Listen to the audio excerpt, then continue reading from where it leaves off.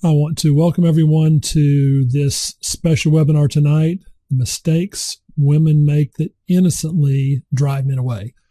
Or I guess we could call it the innocent mistakes women make that drive men away.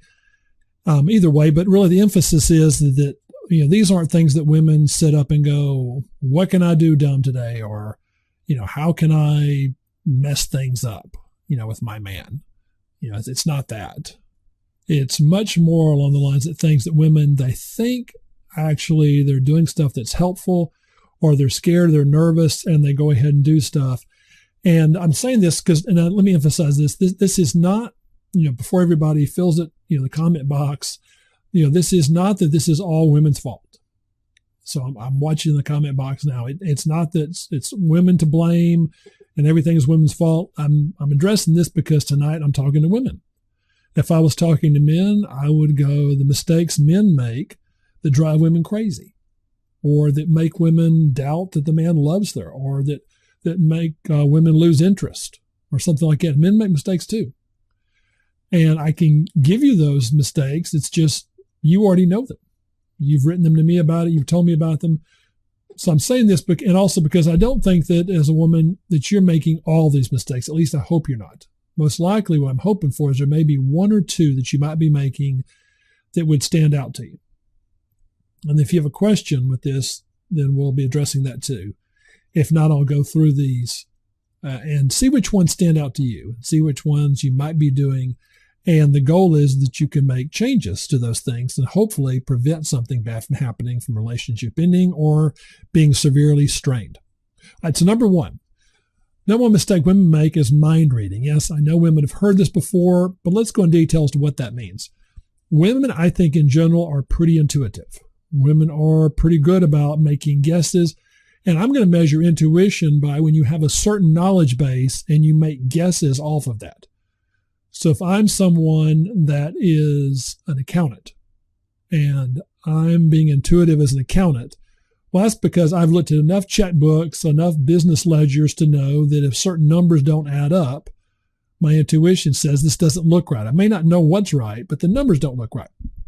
While that may be a certain feeling, it's a feeling based on a lot of knowledge that I have. That's different with someone that's not good with numbers, that just says, I've got a bad feeling about your checkbook. They're just guessing. It's not based on anything. Real intuition, at the core of it, is based on knowledge. So I can make probably better guesses about a marriage than you could. I mean, unless you work with couples all the time. Some of you in finance can make better guesses than I can. Those in investing might make better guesses with their investments than I would. There's a level of expertise. If you're a parent, you're going to make better intuitive guesses regarding your child than I might make because you're around them all the time. So when women do mind reading, the problem is they tend to confuse intensity, with reality. So they have an intense feeling, or they respond to something because they see a man do something and they think, if I had done that, it means X. So he makes a face or she says something and he doesn't, respond the way she thinks he should. And in her mind, he doesn't care anymore, or he's upset about something. And maybe he's just distracted from work and maybe he's overwhelmed. Yes, I see that question, Susan. Yes, that even if he does it, for long periods of time, that's probably a little different. Long periods of time, maybe he's probably upset or angry about something. But it doesn't necessarily mean what you think. And the problem with that assumption is when it turns into an accusation and it turns into something global. And the global aspect is when we jump to you're being mean or you're being selfish or why would you be so mean? And the man goes, what? He goes, I was just being quiet. I know you were being quiet and you're being mean. See how that gets labeled? He may be being mean, but we don't know that. So we want to check something like that out and not just assume. Not just because it feels mean to us, or if we did that, that would be something mean. Just because you would do it, that doesn't mean that he thinks it the same way. Remember, men and women are radically different. And I know women know this, but I think sometimes women forget this. Men don't usually forget it. Men understand that women are different. Sometimes I think better. But women sometimes make the assumption that because they're fairly intuitive, because they're in touch with feelings and their feelings and thinking work together really well, they assume men's do too. It does not. Men have a different set of fears and anxieties than women do. So mind reading is making the assumption that he's feeling and responding the same way you are, which means a good rule of thumb is when in doubt, check it out. Or another way to put it is when you feel something really intensely, ask, don't just assume. Ask specifically, and you point out something specific. When I see you do this, I was wondering, are you upset? Are you mad? When you don't talk to me for days, I don't know if you're bothered by something or if you're mad at me. Now, he may still, lie and not tell the truth, but at least what this is doing is it's bringing it to his attention, which is what we want. So no mind reading. Again, I'm not telling you not to observe what you're observing. It's the interpretation we want to be a little suspicious of. Now, if you see a pattern and happens over and over and over again, definitely pay attention to that. But don't confuse just because someone does something a couple times, it's necessarily has the same intention that it would be if you did it. All right, number 2, over-relying on masculine energy. A lot of my clients, professional women that have learned to live in the masculine energy, and masculine is doing, masculine is initiating, masculine is making things happen. Masculine is the energy where we don't rely on feelings as much. It's about being focused. Feminine is more receiving. Feminine is not doing anything. Feminine is being heart-centered. Being feminine is in touch with feelings. Now, at work, everyone is masculine-oriented. Because if you're feminine-oriented at work, you're not getting much stuff done. I don't mean that in a lazy, derogatory term. No, yes, you're right. I see those comments, people laughing. I don't mean that's a put down. What I mean is that feminine is receiving. Well, at work, your job is to do stuff, is to make stuff happen. So everyone is masculine at work. But some women over-rely on that. And a lot of professional women I talk with, they over-rely on this because it serves them well in work. They get ahead, they get bonuses, they get rewarded, they get praise for that. And the problem with that is they carry that over into relationships. And in their relationships, they get stuck in their masculine energy. And the problem with that is it comes across to men that they don't really need a man. And I've had some women say, I don't need a man. I go, well, I understand what you're saying is you don't want to be weak and frail. The problem with that mentality is if you keep doing that, men are going to pick up on where's my place? Exactly where do I fit in your life? Because men need to know where they fit. So when you're in a relationship, it's not that you're feminine all the time, but there's a couple of clients I've had over the years that were physicians. I've had some that were attorneys, and sometimes they would have difficulty, with turning it off and allowing themselves to be feminine. And sometimes women will say, well, I just want a man strong enough to handle me. The problem is a masculine-oriented man doesn't want to handle you. That's too competitive for him. It's not that he can't do it. He has sports, he has work, he has competition all day long. He doesn't view a relationship as someone to manage. He views a relationship as a partnership. So he doesn't want to do that. So women that get stuck in their masculine energy too much tend to give men the wrong impression that it's too competitive. Remember, it's complements that go together, not equals. As in the value is equal, neither one's more important. So the one we use a lot of times in, the woman men adore is if the man's the head, the woman's the heart. I don't know which one's more important. You need both to live.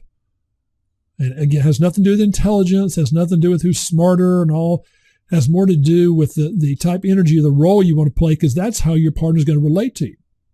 And for women that say they want a masculine man, well, the feminine is the complement to that. So women sometimes when they're masculine too much, they end up telling men what to do. They mean well. They think they're being helpful, but that comes across that you're his mother.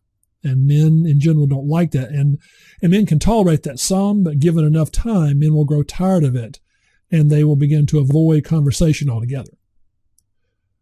All right, number 3, it's trying to change him.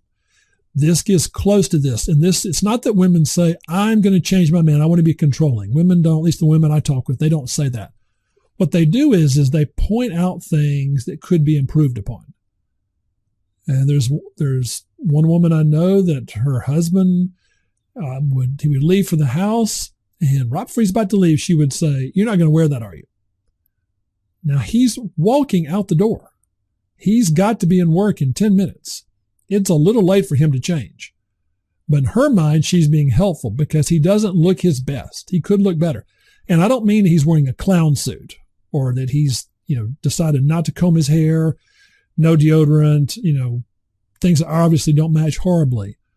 But that maybe it's not the best outfit he could have picked out. And so now, since he didn't have time to change, in his mind, I go to work now looking inferior. She thinks she's being helpful, but what she's really doing is she's taking her anxiety and transposing it onto him. Because if she really wanted to help, she should wait until he comes home and say, sweetie, let me help you with your outfit. Now, he still might not like that, but there's something he can do about it then. If she can change it, this doesn't go with this, here's why I pointed out. But don't do that when he's right to go. I'm just picking this one as an example. See, in her mind, and this is where women get in trouble, they say, but I'm just helping. Remember with men don't like to be helped. Men like to solve our own problem. Yes, I see that. Lucia, yeah, but what if he needs help? Well, then it gets into, your opinion versus his. Now, if it's something with danger, like he's driving too fast and you say he needs help, that's different. And really what we're saying with helping is it worth, pushing it all the way? If he's driving really fast and he just won't stop or won't slow down, then I would tend to say, yes, that's worth it. That's worth it. Get involved. You must slow down. If you don't slow down, let me out, or let me call an Uber or a cab or something, or that's different. Because to me, that would be worth it when your life's in danger, or if there's kids in the car, or if he's drinking and he wants to drive, whatever it takes, get those keys away from him, call the police, something. Most things are not worth that, though. Most things are not that critical. And since men like to solve their own problems, we really do, being told what to do to a man comes across as you're talking down to me. You're trying to help me, which means I'm too weak and too frail to do it. And I know, and I've said this to women, that the tendency is for women to go, well, that shouldn't bother you because that wouldn't bother me. Well, he's not like you. That does bother him. That does bother him. It bothers him horribly. And when women do this repeatedly, they think they're being helpful. Remember, one of the keys of being helpful is helping someone the way they like to be helped. Some women don't like men giving them advice. A lot of women don't. But for a lot of men, that's being helpful. And I tell husbands and boyfriends, I go, she doesn't like that. When she's upset, what really she wants right now is she wants you to listen to her to make it feel as though you've understood her problem. If you go firing off advice right away, before she feels like you've understood, it comes across like you're not listening. Even if you're pretty sure you understand exactly what she's saying and you've got a great handle on it, she doesn't think you've heard her because maybe there's more to the story. Maybe you're giving her a piece of advice when she's only halfway through. So you want to listen to her, even though in his mind, I want to solve this as quick as possible, take her pain away. And he's giving her what he wants to give instead of giving her what she actually wants. Same with men. Think in terms of, remember, men like solving their own problems. If you end up solving his problems a lot, his desire for you will start to go down. He will look for ways to avoid you. Okay. Hopefully that doesn't come across too harsh. Again, there are plenty of men I know that give advice to women and tell them what to do. So we're geared toward women tonight. But I know for all those that mean you'd be helpful, I know your intention's good, but that actually comes across in a really negative way at times to men. And even really secure men. Just because a man's secure doesn't mean he finds that appealing. He may be more tolerant, but you don't want to train a man to tolerate you. At least I hope you don't. You want to make it where he wants to come closer to you. Doing stuff so he'll tolerate you, that's treating him like he's your daddy. That's expecting him to actually reach out to you and coddle and just be happy with whatever you give him. That's not appealing as a grown woman. All right, number 4, contacting him too often. I know this may seem obvious, but this bears repeating. Men like having contact with a woman. Remember, a man's love tank is smaller than a woman's. It's easier to fill up. It's something that does not require near the attention that a woman's does. And so now with that in mind, a man's, love tank can be really intense, really fast. It can be something that's just really feels euphoric. It feels really, it's so intense. A lot of times women confuse it with just this incredible degree of certainty. And because it's just white hot, he says he cares about her. He can't stop thinking about her. He texts her constantly. He feels this. And she says, oh, he feels so deeply. And I go, well, not necessarily. In fact, there's a good chance because it's so hot and so intense so quickly that he's going to crash. And women that feed into that, a lot of times the man will initiate, in fairness to women, they feed into that and they're replying back. And all of a sudden he crashes and they say, what happened? And I go, he overheated. And in the course of overheating, they go, well, gosh, I don't understand. He was so sure. I go, he was sure, but let's pretend that you're chocolate. I use this one a lot. And you're chocolate and he's gorging himself on chocolate, loves it, tastes good, fantastic. And then he gets full. Or your chocolate ice cream, if you want to say it that way. And then he's full and you say, don't you want some more chocolate ice cream? He goes, no, I'm full. Oh, what? You don't love chocolate ice cream anymore? No, I like chocolate ice cream. It's just not right now. I'm full.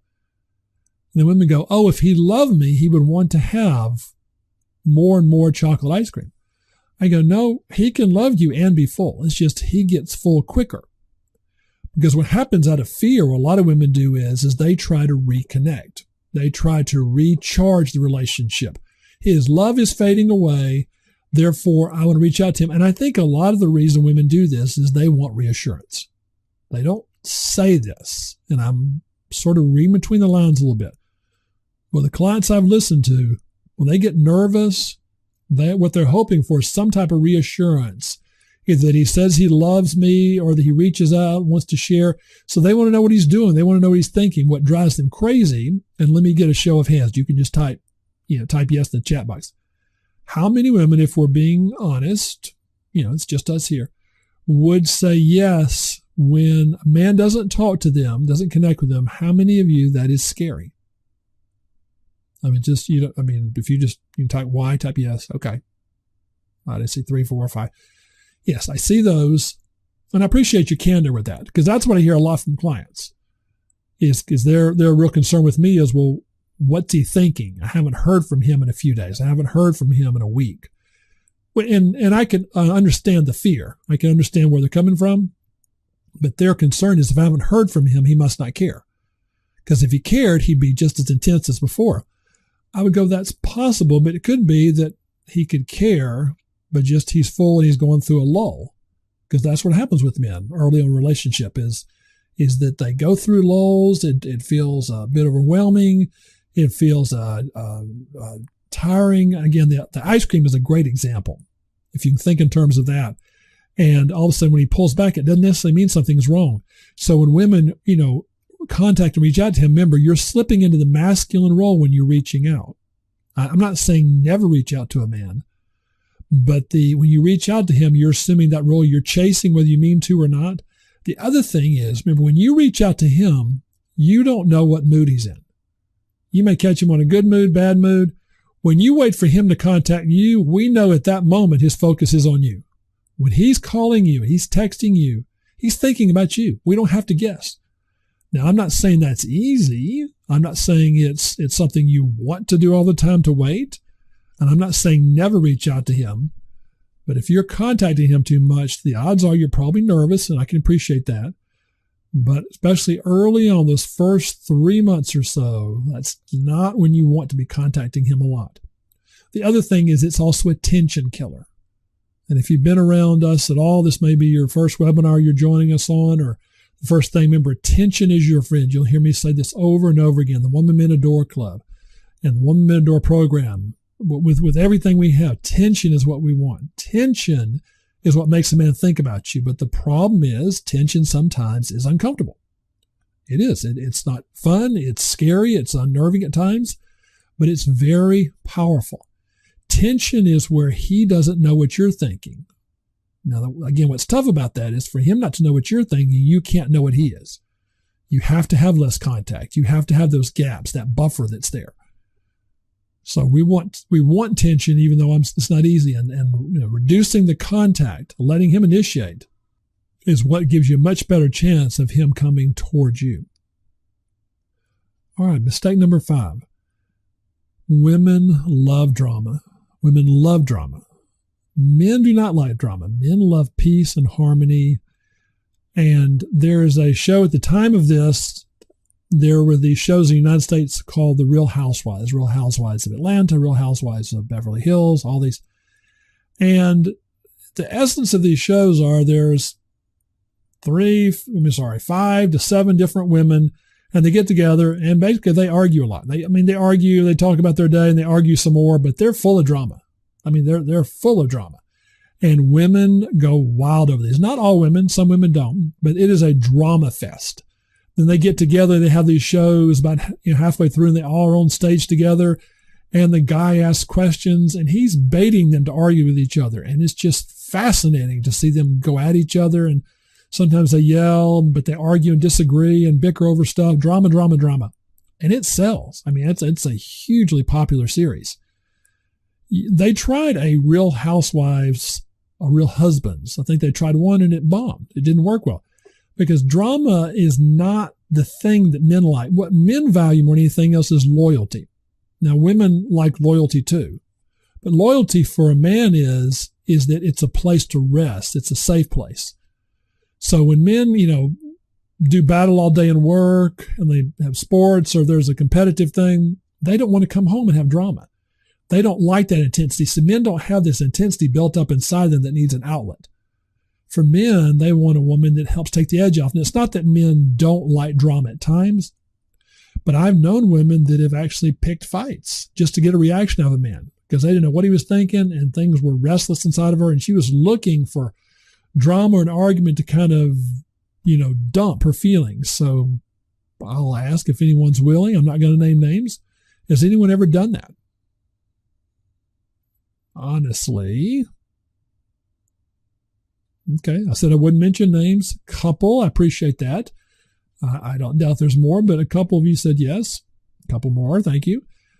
And so with these things with drama, really what we're after with men is you want to save the conflict unless it's necessary.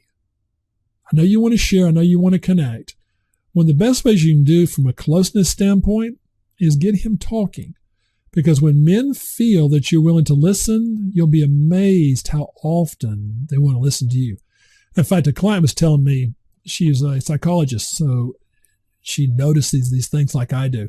And she was telling me this group of women she admired at some function she was at. And these men are all intelligent, nice-looking, professional. And she noticed how they all had this admiration toward their wives. And she noticed what all these wives had in common is there was a certain admiration they had for their husbands. These were intelligent women, many of them accomplished, master's degrees, successful in their own right. And they were every bit the equal to their husbands. It's not a value issue.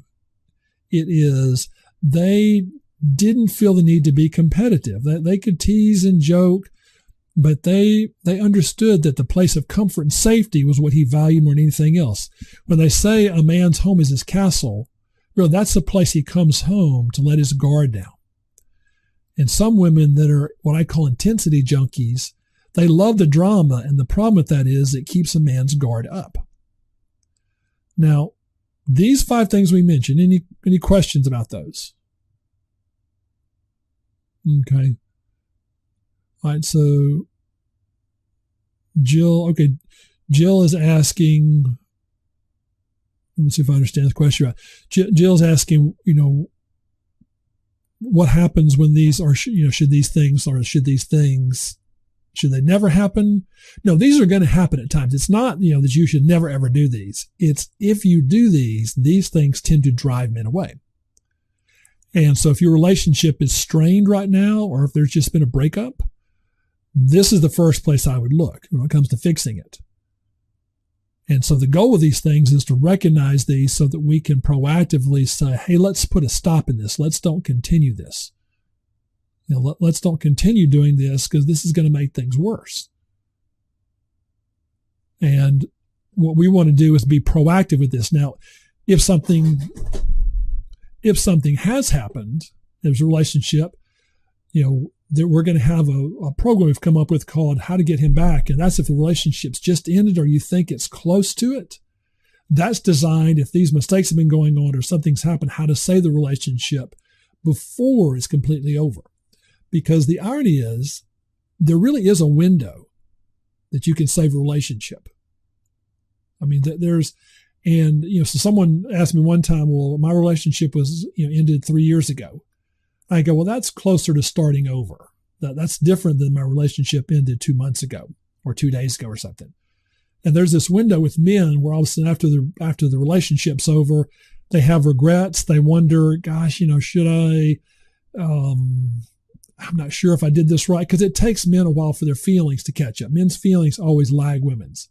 Women's tend to happen much quicker, but with men, there's always a lag in there. So the How Do I Get Him Back program is really designed toward winning him back during that window is what I call it. And a lot of times women think, oh, he said he was done. I say, well, I don't doubt he said that. Now, again, unless there's something that, some things are almost beyond repair. It's happened where sometimes a woman's cheated, and that can be saved at times. If you've done something really extreme, that's really difficult to salvage, but most things really can be salvaged. Again, as long as we're within that window frame. But even if that's not your situation right now, the value we wanted to offer tonight were these mistakes. Take a look at these mistakes. See if you're making any of these, or if you have in the past, learn from them. Make it a point to guard against these mistakes. Replace them. Don't just keep doing them. These things drive men away, and especially if you do 2 or 3 of these, that's going to get in the way. And if you say, well, I'll just find the man that'll tolerate these, there aren't many men that are going to tolerate this, and especially men you're going to like. A man that'll tolerate this is a man you most likely not going to respect. So we want to do is focus on not doing these. The goal is where we don't have to win him back. But if you do, check out our How to Get Him Back plan. That's the goal, is to save the relationship instead of having to start all over again. You've invested this much. He's given his heart to you. A lot of times men just need help with getting it rekindled. It's not manipulative. It's not about saying one word, and snake charming him. It's not that. But it is about saving a relationship, because we want to save a relationship. We don't want him to miss out any more than I want you to miss out. So check that out. If that's your situation, we've got that. And if it's not your situation, go over these 5 things, watch it and make sure that you're not doing any of these. And hopefully our goal with this is so that your relationship gets better and stronger, and that you don't have to go through a breakup. And if you're having one, that relationship doesn't have to end. Thanks for joining us tonight.